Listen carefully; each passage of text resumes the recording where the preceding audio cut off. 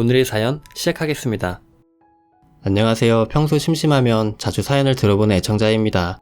이런저런 세상 사는 이야기를 듣고 있으면 공감도 가고 어떻게 저런 일이 있지? 정말 사실일까? 하는 궁금증이 생기는 사람 중에 한 명이죠.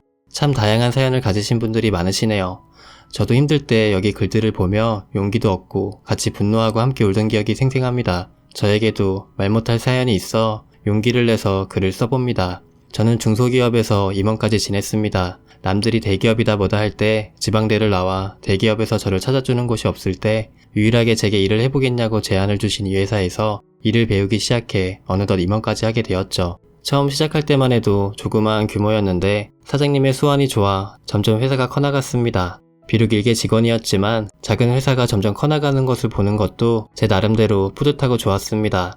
회사의 작은 집기 하나까지 다 내 손과 눈을 거쳐 마련했으니 회사가 곧 내 집처럼 느껴졌습니다. 그러던 중 사장님이 이제 나이가 드셔서 일선에서 물러나시고 사장님의 자식분들이 회사를 경영하시게 되더군요. 지금에서야 드는 생각이지만 그때 좀만 내가 참고 머리를 숙였다면 아마 그런 일은 없었을 텐데 라는 후회도 생기네요. 젊은 사장이 오니 회사의 분위기를 다 바꾸려고 했습니다. 그건 저도 어쩔 수 없다 싶었죠. 그런데 점점 회사의 요지의 자리를 자기들 사람으로 다 바꾸어 버리더군요. 회사 내의 원성이 점점 커져 나갔습니다. 어쩔 수 없이 제일 회사에서 오래 다닌 제가 총대를 메고 사장과 독대를 할 수밖에 없었죠. 그런데 제가 알던 그 사장이 아니더군요. 사실 어릴 때부터 봐왔던지라 아저씨 하면서 저를 따라다녔던 게 엊그제 같은데 유학을 다녀오더니 완전히 사람이 바뀌어 있더군요. 저는 중소기업이라 직원들과 소통이 무엇보다 중요하다고 최대한 설득을 해보려고 했습니다. 원리 원칙과 회사의 시스템도 중요하지만 무엇보다 사람을 잃으면 안 된다고 직원을 자르기 전에 아버님과 충분히 상의를 해보라고요. 하지만 이미 확고한 의지를 가진 새로운 젊은 사장이기에 매번 부딪힐 수밖에 없었습니다. 그러던 어느 날 아내와 이 문제로 상의를 했는데 아내가 그러더군요. 차라리 잘 됐다고. 그 회사 어차피 우리 회사도 아니고 일 더 할 수 있을 때 나와서 우리도 우리 거를 해보자고 하더라고요.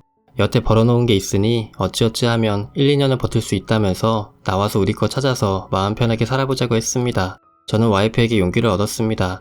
그래, 평생 해온 일인데 나도 내 사업 하나 해보자라는 각오로 회사에 사직서를 제출했습니다. 역시나 잡지도 않더군요. 일사천리로 사표를 수리하고 퇴직금까지 바로 입금해 주었습니다. 통장으로 들어온 퇴직금을 보니 참 허탈하더군요. 내 청춘을 바쳐 얻은 금액이라 생각하니 너무 초라했습니다. 그래도 이렇게 주저앉아 있을 수는 없었습니다. 저는 적극적으로 그동안 알던 업체를 찾아다녔죠. 하지만 현실은 냉혹하더군요. 아무것도 없이 빈손인 저에게 선뜻 나서는 업체는 없었습니다. 어떻게 보면 당연한 거였겠죠. 제일 어려운 부분이 바로 공장 부지였습니다. 예전에는 땅값이 싸서 부지를 구입하기 쉬웠는데 이제는 웬만한 사무실 부지를 사려면 몇십억이 있어야 하더군요. 현실적인 벽에 부딪힐 수밖에 없었습니다. 저는 결국 또 한 번 좌절을 할 수밖에 없었죠. 여태 모은 재산이어야 다 끌어모아도 10억이 될까 말까 한데 몇십억이 필요하다니 도저히 엄두가 나질 않았습니다. 그래도 와이프는 열심히 찾다 보면 길이 있을 거라며 제게 용기를 주었습니다. 그렇게 몇 달을 허송세월하며 지내다 보니 점점 자신감도 사라지고 만날 사람들도 점점 줄어들고 모임이 있어도 점차 안 나가게 되었습니다. 그러다 보니 혼술이 늘게 되었죠. 그날도 자주 찾는 동네 선술집에서 혼자 혼술을 하고 있었습니다. 아니, 왜 젊은 사람이 맨날 인상을 쓰고 술을 먹어? 술은 좋으려고 먹는 거지. 인상 좀 펴게. 아파트 단지 아래에 조그마한 선술집이 있었는데 평소에 친하게 지내는 형님 같은 분으로 음식도 잘하고 사업수완도 좋아서 꽤 잘 되는 술집이었습니다.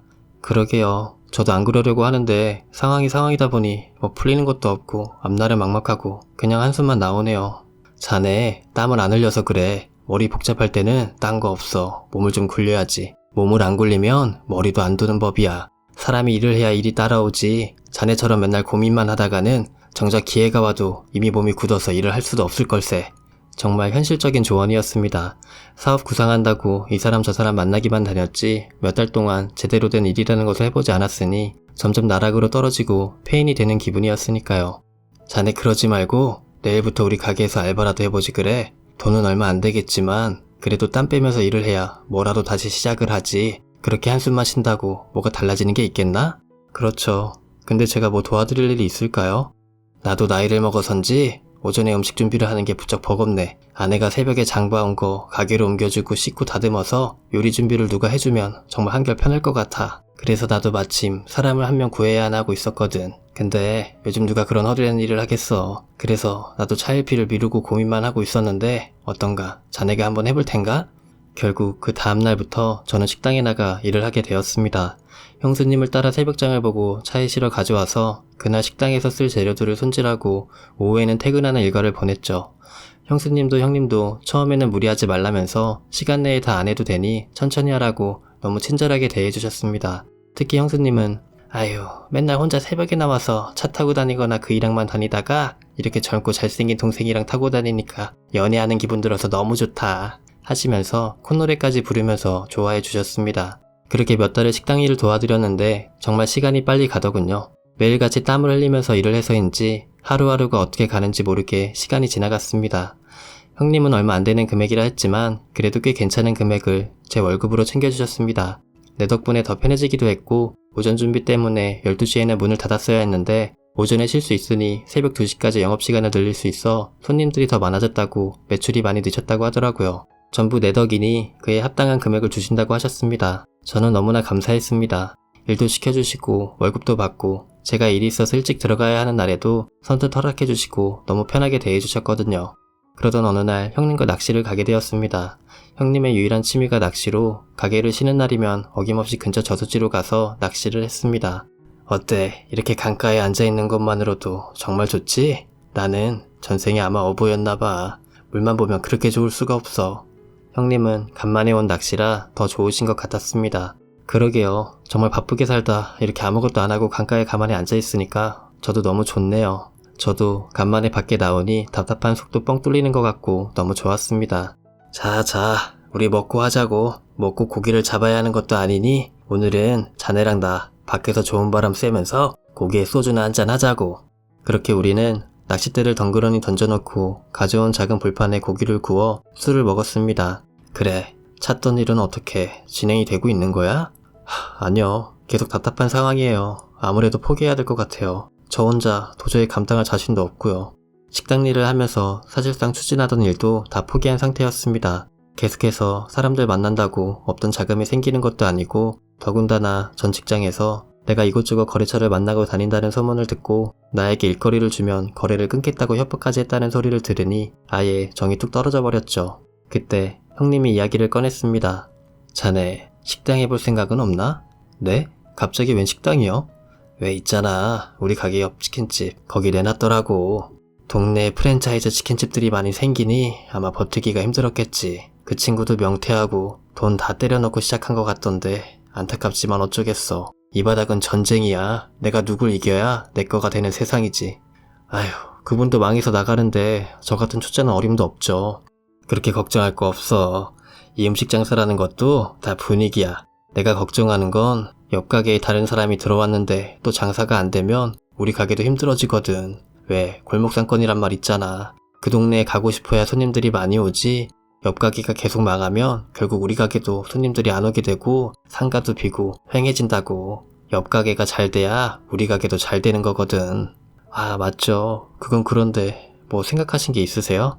지금 우리 집이 선술집 개념인데 옆에 포장마차 같은 컨셉이 있으면 딱 좋을 것 같아. 내가 인수해서 아예 할까 하고 고민하고 있는데 자네 형수가 극구 반대를 해서 말이야. 그러다 보면 다 버린다고. 그렇다고 직원을 써서 하자니 믿업지가 못하고. 내가 자네 몇 달 동안 지켜봤는데 자네는 식당 일이 체질이야. 이 식당 일이라는 게 미련스럽게 꾸준히 성실해야 되거든. 근데 자네는 기본적으로 성실함이 돼 있어. 그래서 아마 잘할 수 있을 걸세.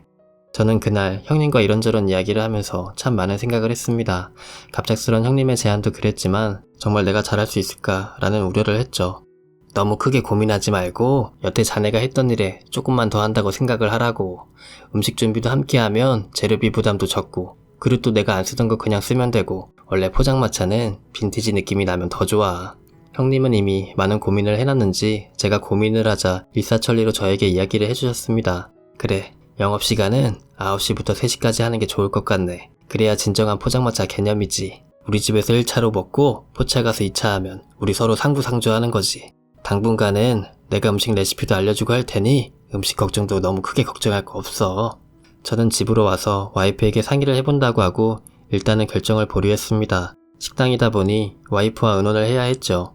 다음날 집으로 돌아와 와이프에게 이야기를 꺼냈습니다. 그런데 와이프는 나 어제 언니한테 이야기 들었어요. 우리 한번 해보자. 나도 바쁘면 많이 도와줄게. 가게세만 내고 바로 시작할 수 있다는데 이런 조건이 또 어딨겠어. 기회가 왔을 때 잡을 줄도 알아야지. 이미 와이프도 벌써 형수님에게 이야기를 들은 상태였습니다. 와이프도 제가 형님 가게에서 일을 시작한 뒤부터 형수님과 친해져서 언니 하면서 서로 친하게 지냈거든요. 그래, 한번 해보자. 여태 식당에서 일했는데 조금 더 한다 생각하고 해보지 뭐. 형님이 다 도와주신다고 하니까 부담도 적고 나도 다른 일거리 찾아다니는 것도 이제 지친다. 우리는 그렇게 형님 가게 옆에서 포장마차를 차리게 되었습니다. 포장마차라 인테리어도 특별할 것이 없었고 테이블도 접식 테이블 몇 개와 의자 몇 개만 딸랑 사서 장사를 시작했죠. 형님은 포장마차에 어울리는 안주도 개발해 주시고 레시피도 친절히 알려주셨습니다. 더군다나 이 차를 포차로 가면 서비스 추가로 준다고 손님들에게 안내를 해주셔서 저희 포장마차는 금방 손님들로 가득 차게 되었습니다. 그렇게 몇 달은 정말 눈코뜰 새 없이 바쁜 나날을 보냈습니다. 장사가 그냥 음식만 파는 게 아니라 술 취한 손님들 지지닥거리도 해야 하니 정말 고역이더군요. 그래도 형님이 그때그때 도움을 주셔서 술 취한 손님 처리하는 방법도 배우고 정말 많은 도움이 되었습니다. 그러던 어느 날 우리는 간만에 두 가게를 다 닫고 근처에 펜션을 구해서 함께 놀러가기로 했습니다. 그날은 애들도 다 놓고 부부끼리만 놀러가서 술도 실컷 먹고 낮에 늦잠도 자자고 의기투합을 했습니다. 애들도 이제 다 커서 따라오려 하지 않았기에 우리는 간만에 자유를 만끽할 수 있었습니다. 최고급 식재료를 가져와서 형님이 해주시는 요리를 먹으면서 정말 즐거운 시간들을 보냈죠. 그래, 장사해보니 어때? 쉽진 않네요. 특히 손님 대하는 게 아직도 정말 어렵습니다. 그래, 그거 알면 이미 장사 90%는 다 알게 된 거지. 사람들이 식당 하면 메뉴다 뭐다 하는데 결국엔 손님이야. 손님을 어떻게 대하느냐가 이 장사의 관건이라고 할 수 있네. 자네는 그런 점에서 기본이 아주 잘 돼 있어. 이제는 내가 특별히 도와줄 것도 없겠더라고. 아이고, 아니에요 형님. 다 하나부터 열까지 형님이 친절히 가르쳐 주셔서 그렇지 아직도 어리버리해요. 새벽에 술 취한 손님 두세 팀이 한꺼번에 들어오면 아직도 정신이 하나도 없더라고요. 이런 일을 평생 하셨다니 형님 정말 존경스럽습니다. 에휴, 나도 다 먹고 살려고 한 거지. 나도 빚이 산더미였네. 지금이야 좀 여유가 생겨서 그렇지 빚 갚느라고 정말 혼났어. 우리는 이런저런 이야기를 하며 새벽까지 술을 먹었습니다. 마지막엔 형님과 맥주 한 캔을 들고 마당에 불을 피워놓고 이야기한 것까지는 기억이 나는데 어느 순간 제가 방에서 잠이 들어 있더군요. 새벽녘 과음을 한 탓에 속이 쓰리고 뒤척이는데 갑자기 어떤 손이 제 몸을 더듬었습니다. 흠칫 놀랐지만 몸이 움직여지지가 않더군요. 그 손은 집요하게 저를 만지더니 급기야 제 위로 올라왔습니다. 저는 이게 꿈인지 현실인지 구별이 안 가는 상태로 그렇게 누군가와 몸을 섞게 되었습니다.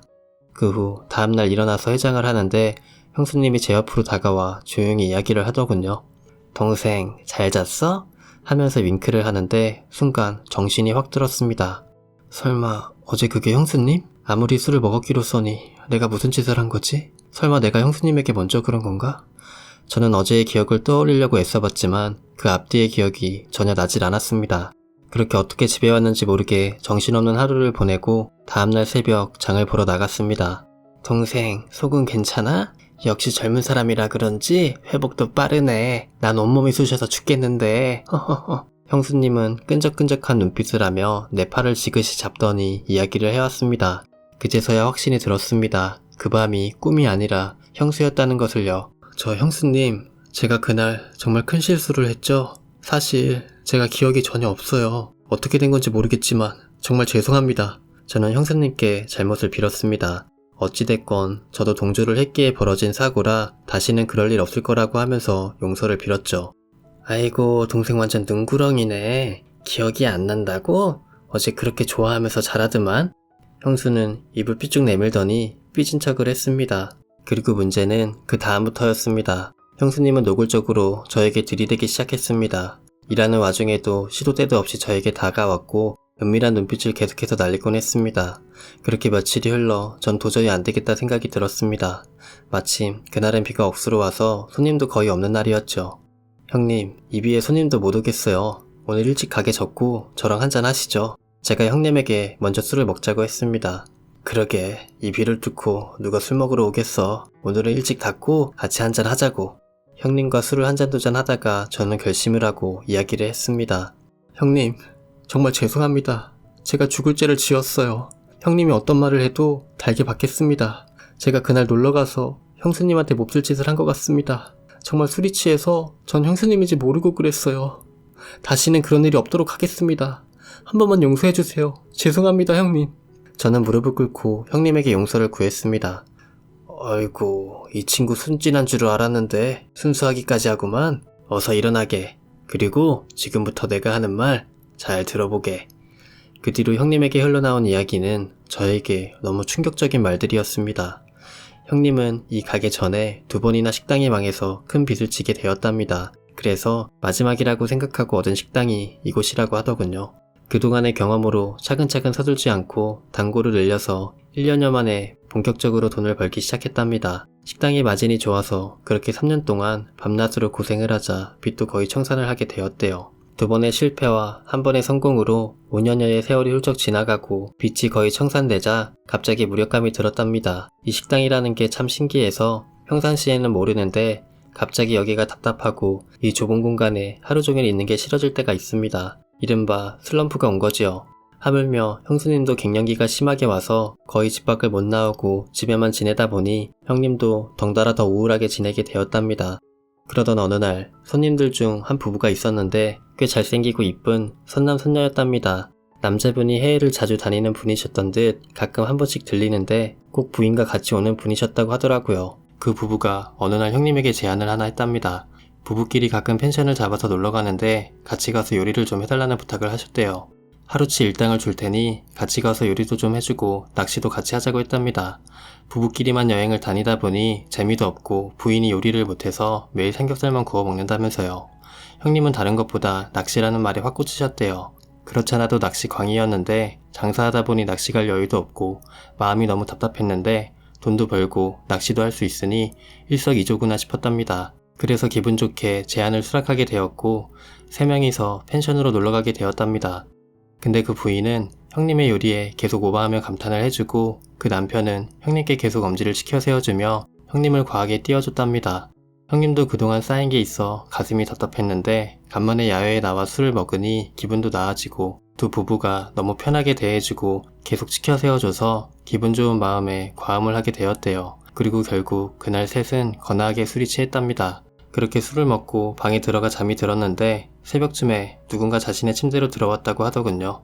술이 꽤 취하긴 했지만 그래도 아주 정신이 없지는 않았기에 너무 놀라서 뭐라고 말을 하려고 했는데 다짜고짜 입을 틀어막더니 괜찮으니 가만히 있으라고 했답니다. 부부 중에 부인이 형님의 침실로 찾아온 거였죠. 형님은 밖에 남편이 있는데 부인과는 그럴 수 없어 저항을 해보려 했지만 평소 아름답게 느꼈던 부인이었던지라 그만 그 유혹에 넘어가 버리고 말았답니다. 그렇게 한바탕 태풍 같은 전투를 치르고 훌쩍 가버린 그녀의 빈자리가 갑자기 허전해서 잠도 오지 않고 머릿속이 복잡해져 가져온 낚싯대를 가지고 낚시터로 갔다더군요. 그때 뒤에서 그 여자의 남편이 다가왔대요. 형님은 좀 전까지 있던 일이 생각나 차마 남편을 쳐다볼 수 없어 낚싯대만 쳐다보고 있었는데 그 남편분이 먼저 이야기를 꺼내더랍니다. 그리고 그 남편분의 이야기를 들은 형님은 그 자리에서 얼어버릴 수밖에 없었답니다. 그 부부는 10년 동안 아이를 가지기 위해 노력했지만 결국 아이를 갖지 못했대요. 그러다 그 아내분에게 우울증이 심하게 왔고 극단적인 선택까지 했답니다. 결국 해외 출장이 잦던 남편은 아내를 혼자 둘 수 없어 아내를 데리고 같이 해외를 다니게 되었답니다. 낮에 자긴 일하러 가고 아내는 가이드를 붙여 여행을 다니는 식으로 그렇게 한동안 같이 다녔대요. 그러다 영국으로 출장을 갔을 때였답니다. 그쪽에서 만난 가이드가 아내분의 우울증에 효과가 있을 수 있다면서 한 가면 파티를 소개해 주었다더군요. 사람들 전부 가면을 쓰고 있으니 억눌리고 답답했던 마음을 마음껏 표출할 수 있을 거라며 한번 가보고 아니다 싶으면 바로 나오면 되니 걱정 말고 가보라고 했답니다. 추천이는 자기 이름을 알려주면서요. 그리고 그렇게 처음 가보게 된 가면 무도회는 그 부부에게 엄청난 문화 충격으로 다가왔답니다. 가면 뒤에 숨어 모르는 사람과 술 마시고 이야기하고 모르는 사람들 앞에서 스킨십까지 하는 모습은 이곳이 지옥인지 천국인지 도저히 구분할 수 없을 정도였다고 하더군요. 그런데 문제는 그들의 그런 모습에 그 남자의 아내가 완전히 빠져버렸답니다. 처음엔 그래도 두려워하는 모습을 보이더니 이내 가면이라는 갑옷 뒤에 숨어 자신이 보는 앞에서도 과감한 행동을 서슴지 않았대요. 처음엔 그 남편도 아내의 그런 모습에 패닉이 왔지만 오랜만에 활력이 넘치는 아내의 모습을 보고 도저히 막을 수가 없었답니다. 그동안 집에 가면 안방부터 거실까지 쌓여있는 우울증 약과 불면증 약, 그리고 그 약들에 찌들어 있는 아내의 모습만 보다 모든 걸 잊고 열정적으로 즐기는 아내의 모습을 보니 오히려 안심이 되었답니다. 결국 그 둘은 한국에 돌아오기 전까지 그런 비슷한 파티를 찾아다니며 매주마다 즐기고 다녔고, 아내는 어느 순간부터 약도 끊고 예전에 생기 넘치는 모습으로 돌아올 수 있었답니다. 그런데 문제는 한국으로 귀국한 후부터 그러한 모임을 뉴스로는 봤지만 찾을 수가 없었고, 행여라도 아는 사람들을 만날까 두려워 더 이상 즐길 수 없었답니다. 결국 아내는 다시 약한 우울증이 찾아왔고 다시 우울증 약을 복용하려 했는데 그때 마침 형님을 보게 되었답니다. 그 아내분이 형님을 너무 마음에 들어해서 두 부부가 짜고 그런 일을 벌였답니다. 그 말을 듣고 형님은 뭔가에 머리를 맞은 기분이었다더군요. 처음부터 계획해서 자기를 데려온 거라니 참 황당했답니다. 그런데 더 큰 문제는 그 뒤부터였대요. 그 부인이 수시로 형님을 보러 가게에 들렸다더군요. 남편은 해외 출장을 갔는지 항상 둘이 같이 오던 부인이 이젠 혼자서도 가게에 자주 드나들었답니다. 근데 너무 아름다운 외모를 가진 부인이었기에 거부하기엔 그 유혹이 너무 강렬했대요. 형님도 이미 그 부인에게 빠지게 된 것이었죠. 하물며 형님도 그 부부와 비슷한 슬럼프를 겪고 있었기에 더더욱 그 부인과의 짜릿한 만남을 거부할 수가 없었답니다. 아니, 오히려 세상에 이런 좋은 것들을 놔두고 내가 여태 뭐하고 살아나 싶을 정도로 너무 좋았다고 하더군요. 결국 그렇게 몇 달을 지내다 이번엔 그 부부의 남편이 이젠 형수님까지 다 같이 여행을 가자고 제안을 했답니다. 재수씨는 내가 알아서 할 테니 자네는 그냥 가만히 있으면 되네. 재수씨도 요즘 우울증이 심하다 했지? 아마 이게 효과가 있을 걸세. 라고 하며 자신을 꼬셨는데 형님도 뭐에 홀렸는지 거부감보단 오히려 가슴이 두근거리기까지 했다더군요. 결국 그렇게 두 부부는 함께 펜션으로 여행을 가게 되었고, 그 남편은 형수님에게 무슨 마술을 부렸는지 다음날 아침이 되자 형수님은 아주 쾌활한 사람이 되어 나타났답니다. 형님이 궁금해서 집으로 돌아와 형수님에게 물어봤대요. 그랬더니 형수님이 말하기를, 아니, 그분 아주 이야기꾼이시더라고요. 재밌는 이야기들을 어찌나 많이 하는지 밤새 이야기하느라 시간 가는 줄도 몰랐어요. 내 얘기도 어쩜 그렇게 잘 들어주시는지. 확실히 똑똑한 양반이라 그런지 다르긴 다르대요. 밤새 이야기만 했다니 형님이 의아해서 다시 물었지만 정말 이야기만 했답니다. 결국 의아했던 형님이 그 남편에게 자초지종을 물었더니 그 남편이 말하기를 처음부터 너무 육체적으로 접근하면 상황이 악화될 수도 있기에 일단 형수님의 경계심을 풀도록 해주고 같이 여행을 다니는 즐거움부터 알게 해주는 게 먼저라서 서둘지 않았다고 했답니다. 어쨌든 그 후부턴 그 남편의 말대로 두 부부는 자주 여행을 다니게 되었는데 너무 자연스럽게 어느 순간부터는 여행을 가서 서로 다른 배우자와 침실을 쓰면서 지내기 시작했답니다. 그러면서 형수님도 점점 밝아지고 오히려 그동안 안 좋았던 부부관계도 더 좋아지기 시작했다더군요. 하지만 그 관계는 그 남편이란 사람이 아예 해외 지사장으로 발령이 나서 끝나버리게 되었답니다. 그쯤 자네가 나타난 거네. 와이프는 그 사람들이 가고 다시금 많이 힘들어했어. 그 사람들과 있으면 항상 밝게 웃고 재밌게 지냈는데 가장 큰 즐거움이 없어진 거지. 그때 와이프가 자네 이야기를 하더군. 자네라면 다시 즐거워질 수 있을 것 같다고 말이야. 그래서 그때 그렇게 된 거라네. 자네 잘못이 아니니 너무 마음에 부담 가지지 말게. 저는 너무 혼란스러웠습니다. 여태까지 나에게 베풀었던 일들이 다 계획된 것이었다는 사실이 너무 충격이었으니까요. 그럼 형님이 제게 식당에서 알바를 제안하고 식당까지 열게 도와주신 것이 다 그 일 때문이었나요? 그래, 미안하지만 아주 없다고는 말 못하겠네. 처음엔 자네를 어떻게 하면 우리 일에 끼어들게 하나 고민을 하다가 자네가 너무 일도 열심히 잘해줘서 자연스럽게 이렇게 되게 만들려고 한 거지. 그럼 혹시 형님 그날 우리 와이프랑도 무슨 일이 있었나요? 그래, 미안하네. 난 그 사람처럼 말주변이 없어서 차근차근 단계를 밟아가지 못하겠더군. 그날 자네 와이프가 너무 섹시해서 참을 수 없이 저질러버렸다네. 미안하네. 모든 사실을 알게 된 저는 정말 어이가 없고 어안이 벙벙했습니다. 요 근래 와이프가 자꾸 나를 피했던 것이 바로 이것 때문이었구나 라는 생각이 들더군요.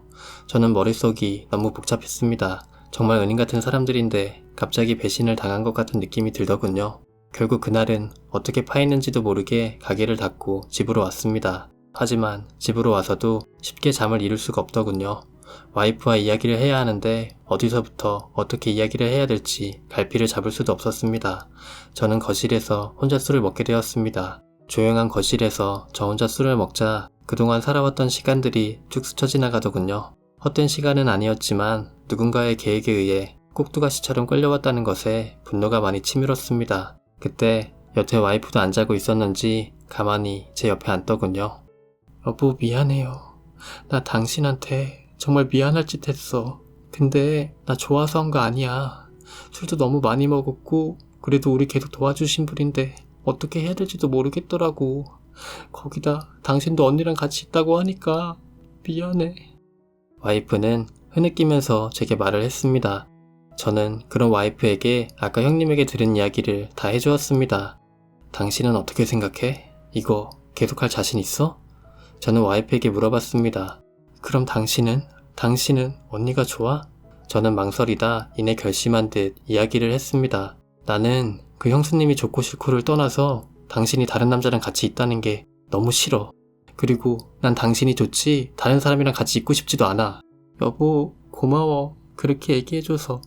나도 싫은데 사실 우리한테 은인 같은 사람들이잖아. 여태 이렇게 도움 많이 주시고 이 사건만 아니면 우리 지금 이렇게 기반 다져서 금방 형편이 나아질 것 같은데 우리가 이런 거 싫다고 하면 이제 그만하지 않으실까?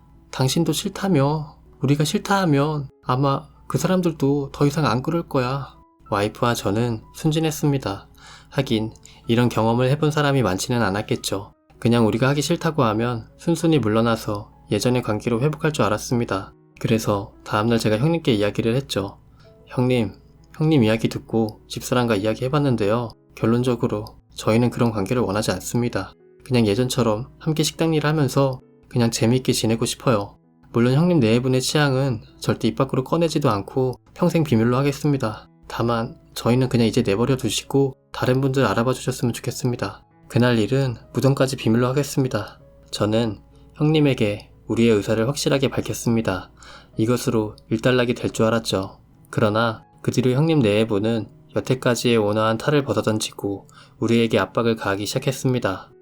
아니 동생, 남편한테 얘기 들었는데 동생 너무하는 거 아니야?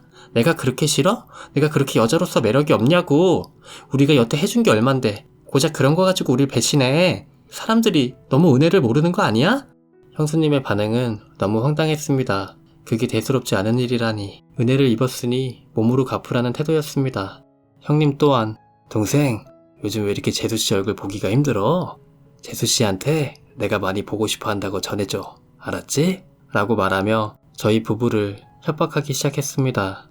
저는 이러다간 정말 무슨 일이 벌어질 것 같아서 조마조마한 심정으로 하루하루를 보내야만 했습니다. 그러던 어느 날 저는 도저히 안 되겠다 싶어 최소한의 증거라도 잡기 위해 소형 녹음기를 사서 형님의 가게에 숨겨놓았습니다. 그리고 며칠 후 저는 그 녹음기에 녹음된 형님 부부의 대화를 듣고 경악을 금치 못했습니다. 아니 여보, 그런 애 하나 잘 구워 삼지 못해서 우리가 이렇게 안 달래야 돼? 그러게 내가 다른 사람으로 하자고 했잖아. 그놈 은근히 고지식해. 난 그놈이 당신한테 맞들이면 침 질질 흘리면서 좋다고 할 줄 알았는데 의외로 집 마누라밖에 모르는 애처가더라고. 그냥 그놈들은 관두고 요 윗집 여자 있잖아. 거기로 한번 해보자고. 뭐? 윗집 여자 남편은 완전 아저씨잖아. 이 사람이 점점 자기 욕심만 내려고 하네? 아니 여태 당신 좋다는 사람들로 해줬잖아. 나도 내 취향의 여자 좀 만나보자. 아 몰라. 일단 할 때 하더라도 쟤네부터 동네에서 쫓아내자고. 쟤네가 소문내면 우리만 곤란해지잖아. 뭐 그거야 쉽지. 우리가 동네 뜨게 한 사람들이 어디 한둘이야? 슬슬 압박하다가 그날 찍은 영상이 있다고 하면 아마 놀래 자빠져서 바로 도망갈걸? 당신은 그런 거 신경 쓰지 말고 슬슬 윗집 아저씨부터 작업해봐. 대충 이런 내용이었는데 정말 인간 말종인 사람들이었습니다. 우리 부부뿐만이 아니라 여태 동네에서 가게를 하면서 대상을 물색해서 여러 사람들을 건드렸더군요. 하물며 마음에 들지 않으면 자신들이 벌인 일이 소문날까봐 내쫓기까지 하는 파렴치한 사람들이었습니다. 저는 제 손에서 해결할 수 없는 일임을 알게 됐습니다. 결국 손님 중에 친하게 지내던 형사님을 찾아갔죠. 아, 이분 이렇게 안 봤는데 정말 수법이 너무 치사한 사람이네. 예, 형사님. 저희도 지금 무지 힘들게 버티고 있습니다. 제발 저희 좀 도와주세요. 저도 도와드리고 싶은데 이걸로는 증거가 좀 부족해요. 이게 또 불법 녹취라 증거 채택이 힘들고요. 조금 더 버티시면서 증거를 좀 더 모아보세요. 형사님의 조언대로 저는 두 부부의 가진 구박을 버티며 하루하루 장사를 이어갔습니다. 그러던 어느 날 드디어 결정적인 증거를 잡게 되었습니다. 어이 동생, 내가 그렇게 좋게 말을 했으면 좀 알아먹을 줄도 알아야지. 장사 좀 되니까 내가 눈에 안 보이나 봐? 아니 형님, 저한테 도대체 왜 그러세요? 제가 뭐 섭섭하게 해드린 게 있나요? 요즘 부쩍 저한테 너무 심하신 거 아니에요? 그럼 많이 섭섭하게 했지.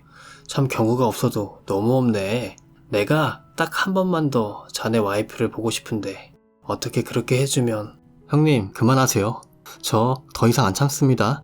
허허, 이 친구 좀 보게. 이래서 검은 머리 짐승은 거두는 게 아니라더니. 안 되겠구만. 내가 가지고 있는 영상이 하나 있는데 그거 아파트 단지에 쫙 풀이면 아주 재미날 영상인데 한번 보겠나? 저는 바로 이거다라고 직감을 했습니다. 무슨 영상이요? 한번 보내줘 보세요. 저는 영상 찍은 사실이 없습니다. 그렇게 형님은 제가 형수님과 관계를 하는 영상을 보내줬고 전 받은 영상과 녹음 파일을 들고 형사님을 찾아갔습니다. 형사님은 즉시 두 부부를 협박죄로 연행했고 경찰서에서 조사를 하는 와중 두 부부의 핸드폰에서 대량의 추가 영상을 확보하였답니다. 결국 부부는 그 영상을 판매한 사실까지 드러나 음란물 유포죄로 실형을 살게 되었습니다. 이 일로 동네는 한바탕 시끌시끌했습니다. 사람 좋게 생긴 사람의 핸드폰에서 대량의 음란 영상이 나왔다는 이야기에 다들 경악을 금치 못했지요. 큰 태풍이 지나가면 고요한 바다가 나타나듯이 우리 부부는 다시금 평온한 일상을 맞이하게 되었습니다. 두 부부의 문제 때문에 동네 사람들이 3355 모여 술 먹는 일이 잦았기 때문에 우리 포차는 더 사람이 많아지더군요. 아니, 여기는 괜찮아요? 어떻게 바로 옆에 그런 사람이 장사를 하고 있었대? 어우, 생각만 해도 끔찍해. 그러게요. 저희도 소식 듣고 정말 놀랬어요. 정말 인자하시고 좋으신 분들인 줄 알았거든요. 이런 이야기들이 저희 가게에서 끊임없는 안주거리가 되었습니다. 그 후 우리는 형님네 가게, 아니 그 자식의 가게가 망한 후 그 자식이 팔던 대표 메뉴를 베껴와서 팔기 시작했습니다. 그놈이 파렴치한이긴 했어도 대표 메뉴가 워낙 인기가 많았었기에 가게를 닫은 후에도 그 식당을 찾는 사람들이 꽤 있었거든요. 주변에서 워낙 제가 그 자식과 친하게 지낸 걸 알다 보니 혹시 레시피를 알면 저보고 한번 팔아보라고 하도 이야기를 해서 레시피는 정확히 모르지만 예전에 재료 손질하면서 도와준 기억을 더듬더듬하여 만들다 보니 얼추 비슷한 맛이 나더라고요. 뭐 더 맛있다는 사람도 있고 그 맛이 아니라는 사람들도 있지만 그래도 나름 장사는 잘 되는 편입니다. 요즘 코로나로 대부분 배달 손님이지만 그래도 수익에 큰 차이는 없습니다. 참 생각해보면 그래도 그놈들 덕분에 어찌어찌 자식들 대학교 등록금까지 벌써 다 마련할 수 있었네요. 그리고 그런 어려움을 겪어서인지 우리 부부는 금실도 더 좋아지고 서로 더 아끼는 사이가 되었습니다. 애들이 같이 다니면 꼭 둘이서만 붙어서 다니니 창피하다며 따로 걷자고 할 정도로 다시 연애하는 기분으로 살고 있습니다. 인생사 새옹지마라고 그렇게 나쁜 놈이지만 한편으로는 사실 아직 고마운 마음도 약간 있습니다. 물론 그렇다고 합의는 절대 해주지 않겠지만요. 인생의 굴곡은 누구나 있는 것 같습니다. 여러분들도 그 굴곡에서 버티고 슬기롭게 대처하시길 바라겠습니다. 저희 부부는 한때 어리석었지만 이내 현명한 선택으로 다시금 새로운 인생을 살고 있습니다. 제 이야기는 여기까지입니다. 긴 글 읽어주셔서 참 감사합니다. 여러분들의 가정에도 행복이 가득하기를 꼭 기원할게요. 오늘의 사연은 여기까지입니다. 여러분의 생각은 어떠신가요? 여러분의 생각을 댓글로 남겨주세요. 시청해주셔서 감사합니다.